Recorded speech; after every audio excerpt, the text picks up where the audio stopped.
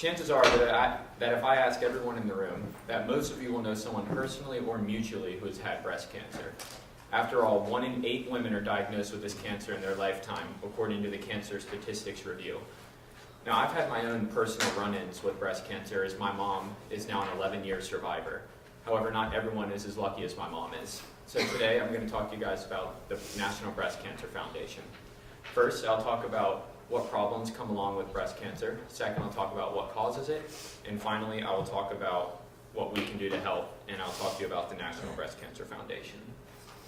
So, the American Cancer Society estimates in 2015 that there will be 230,000 new breast cancer cases, and 40,000 of these women will die.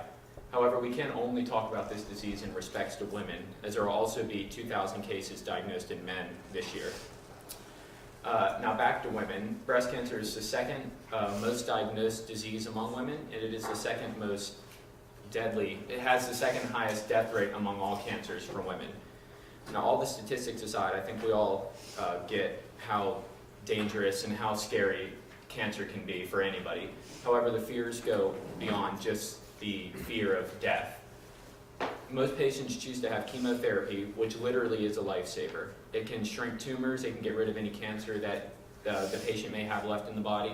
However, it comes with a steep cost. First, it comes with terrible side effects such as fatigue, vomiting, hair loss. Some people think cancer causes hair loss. It's not, it's the chemotherapy. Muscle weakness, etc. It's also very time consuming, and it makes it almost impossible to keep a full-time job. Now, luckily for my mom, who is very happy to talk to me about her experience as a breast cancer patient, her employer gave her a leave of absence, and when she was done with her treatment, she got to go back and have the same exact position at the company. However, not all employers are as generous as my mom's was. People can't work, they have to quit their jobs, they can't travel, they have to cancel any vacations that they've had planned, and it's very, very expensive, and if people's insurance don't cover the medical bills, they might have to take out loans and such to pay for the chemo and all the treatment. Now, basically, breast cancer affects a large number of people, and it's very scary. So a question that some people ask is that, well, is there anything you can do to prevent breast cancer? The quick and unfortunate answer is no. 85% of cases occur in women with no history of breast cancer, so it doesn't necessarily follow in your genes and follow family history. There are no known risk factors besides gender and age.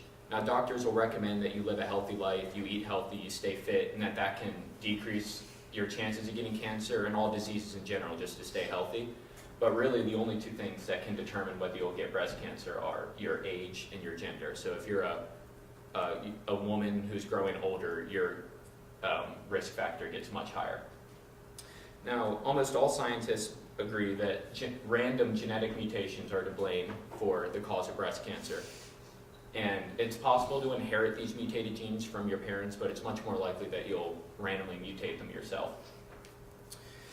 The studies by the National Institute of Health show that breast cancer is 100 times more common in women, and that 2 out of every 3 cases occur in women over the ages of 55. So basically, breast cancer affects a large number of people, and there really isn't anything they can do to prevent it. So the only thing left to do there is to find a cure, and that leads me into my final point. So although there is no known cure, there are a lot of efforts being put into place now and will continue to be put into place in the future. One way that breast cancer awareness is raising is October, and I'm sure all of you know that it's Breast Cancer Month, and that's that month where you guys see pink products in all the stores. And however, this isn't just an excuse to manufacture pink products. They actually serve a purpose. One purpose is to raise the awareness of breast cancer, to get the word out there and let people know that this is a real serious problem that we need to help find a cure for. And the second is that they actually donate some of your money. Now, I can't speak for all of those pink products you see, but most of them will donate some of the money you spend to breast cancer charities. So that means that companies and stores are giving up some of their profit for the whole month of October just to donate money to breast cancer charities. And the second thing that we can all do is to donate directly. However, you have to be careful. Some charities sound good, they look good, and they have a great name and logo. However, studies have shown that some breast cancer charities only give up to 10% of their profits to actual research or to help those in need. The National Breast Cancer Foundation gives over 86% of their profits, and they give it to people in a variety of ways, whether it's mammograms to women in need, breast health services, education, or support for those in need. They'll give money to all those kinds of, all those things, I guess. Now, it is a nonprofit organization, and it's one of the biggest breast cancer charities in the world. And they also have a shop feature on the website. So if you're one of those people who doesn't really like to donate without getting anything in return, kind of like if you only give blood just to get like the cookies and the juice, you can go onto the shop and you can buy everything from hats to shirts, mugs, bottle openers, cups, everything. And 100% of your money that you give to buy that product will go right to the National Breast Cancer Foundation, and then you have a little token of your donation. So, breast cancer, I feel like breast cancer affects so many people, and it can literally tear families apart and ruin lives, and I feel like it's the least that we can do just to donate a little bit of our money to help those in need now and those who will be in need in the future. So, in this speech, I hope you learned a little bit about the National Breast Cancer Foundation and a little bit about the disease itself. First, I talked about the problems that come along with the disease. Second, I talked about what causes the disease. And finally, I talked about what we can do to help in the National Breast Cancer Foundation.